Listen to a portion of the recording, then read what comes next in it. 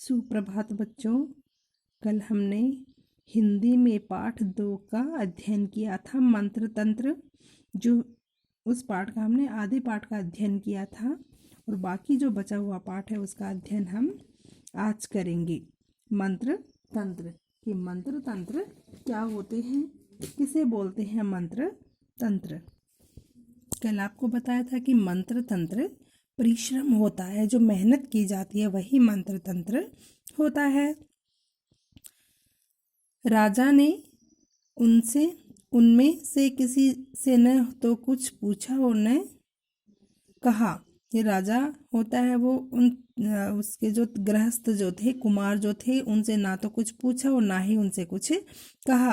तुरंत हुक्म सुना दिया, जाओ हाथी के पैर से कुचलवा कर इन्हें मार डालो। ना तो उनसे कुछ पूछा गया और ना ही कुछ कहा गया। मुखिया ने जैसे कहानी सुनाई, मुखिया ने जैसे बताया, वैसा ही उसने मान लिया और तुरंत राजा आदेश देता है कि जाओ और इनको हाथी से कुचलवा कर मार डालो।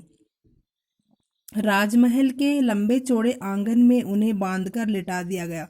और जो राजमहल था, राजा का महल था, उसका जो आंगन था वो बहुत बड़ा आंगन था। वहाँ पे उन सबको बांध दिया और बांधकर उनको वहाँ पे लेटा दिया। एक बड़ा हाथी मंगवाया गया और एक बहुत बड़ा हाथी मंगवाया। इन आदमियों में से एक कुमार भी था। उसने उन सबको पुकार कर कहा, देखो भाई, यह ठीक है कि राजा अन्याय कर रहे हैं। कुमार होता है, वो उन सबको बोलता है, सबको पुकारता है, जो ग्रस्त और भी थे उसके साथ, कि देखो भाई, मान रहे हैं कि राजा है वो हमारे साथ अन्याय कर रहा है। और ये भी सच है कि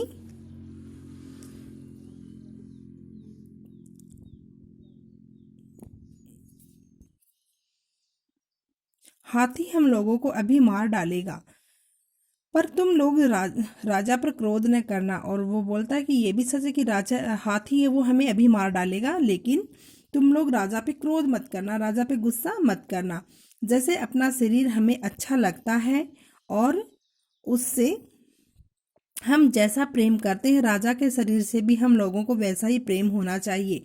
और कुमार कहता है कि हमें जैसा हमारा शरीर अच्छा लगता है, हम अपनी जान के बारे में सोचते हैं, अपने शरीर के बारे में सोचते हैं, तो हमें राजा के शरीर के बारे में भी वैसे ही सोचना चाहिए जैसा हम अपने बारे में सोचते हैं। हमें राजा से भी प्रेम होना चाहिए।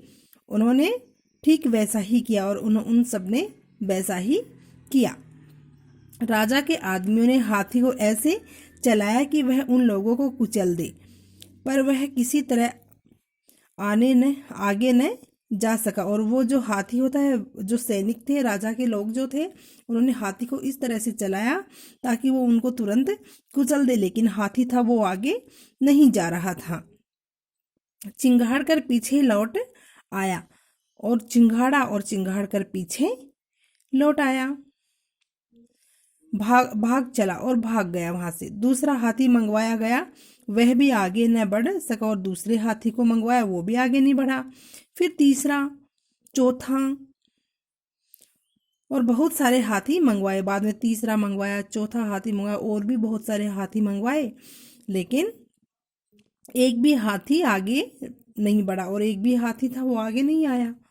सभी सीधे लौटकर भाग गए और सभी क्या है, पीछे लौटकर यानी पीछे की तरफ भाग गए। उनको कुचलने के लिए कोई भी हाथी आगे नहीं आया। राजा ने कहा, जान पड़ता है इनके हाथ में कोई दवा है। और राजा कहता है कि हमें ऐसा लग रहा है जैसे इनके हाथ में कोई दवा है। अच्छा, इनके हाथ खुलवा कर देखो। और फिर कहता है कि इनके हाथ हैं वो खुलवा कर देखो, कहीं ये कोई दवाई का छिड़काव तो नहीं कर रहे, इनके हाथ में कोई दवाई तो नहीं है जिससे हाथी इनके पास नहीं आ रहा है। तो इनके हाथों को खुलवाओ और देखो इनके हाथों में क्या है। राजा के आदमियों ने खूब खोजा मगर कुछ नहीं मिला। उन्होंने कहा, महाराज, इनके हाथ में कुछ नहीं है और इनके हाथ में भी कुछ नहीं है। राजा ने कहा, जान पड़ता है ये कुछ मंत्र तंत्र जानते हैं। फिर राजा कहता है कि ऐसा लग रहा है जैसे ये कोई मंत्र तंत्र जानते हैं, यानी कोई जादू टोना जानते हैं।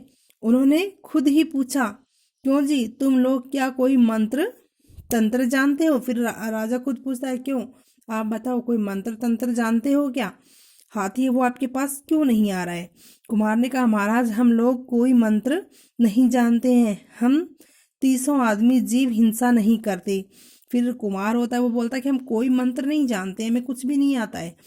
हम जो 30 आदमी हैं, हम जीव हिंसा नहीं करते, कभी भी जीवों को नहीं मारते हैं, दूसरे की चीज नहीं लेते हैं और दूसरे की चीज नहीं लेते हैं, झूठ कभी नहीं बोलते और हम कभी भी झूठ नहीं बोलते हैं, और लड़ाई झगड़ा नहीं करते हैं, सबको मित्र समझते हैं।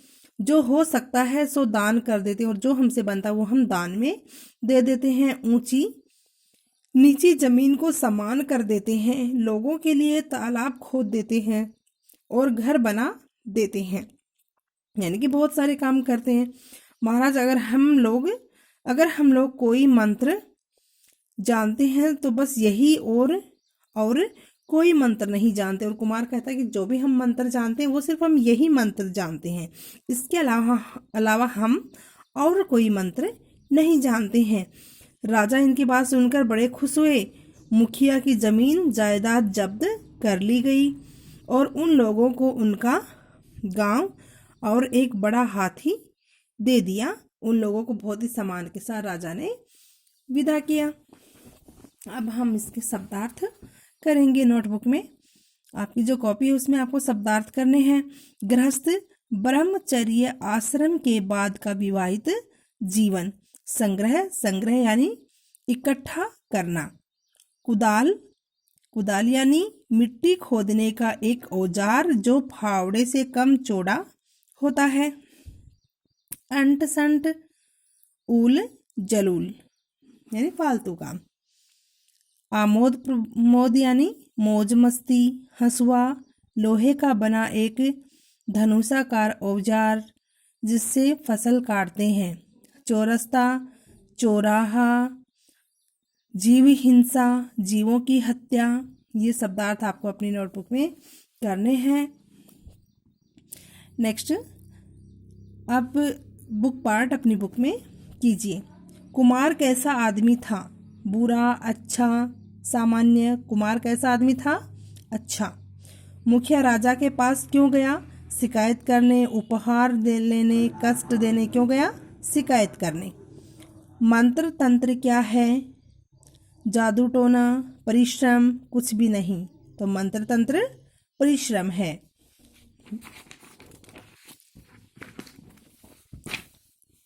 रिक्त स्थानों को भरिए। माँ बाप ने उसका नाम कुमार रखा। कुमार कभी जीव हिंसा नहीं करता था। महाराज गांव के सभी लोग चोर हो गए हैं। मुखिया की जमीन जब्त कर ली गई। तुकांत शब्दों का सही मिलान कीजिए। तुकांत शब्दों का सही मिलान कीजिए। राजा, बाजा। 30, 20, धूल, फूल, गांव, छांव, बांधकर, मांगकर, मंत्र, तंत्र। ये मिलान करना है आपको।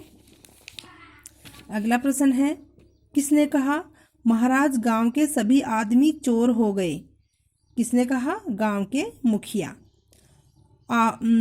जाओ चोरों को हाजिर करो। जाओ चोरों को हाजिर करो। ये किसने कहा? महाराज ने।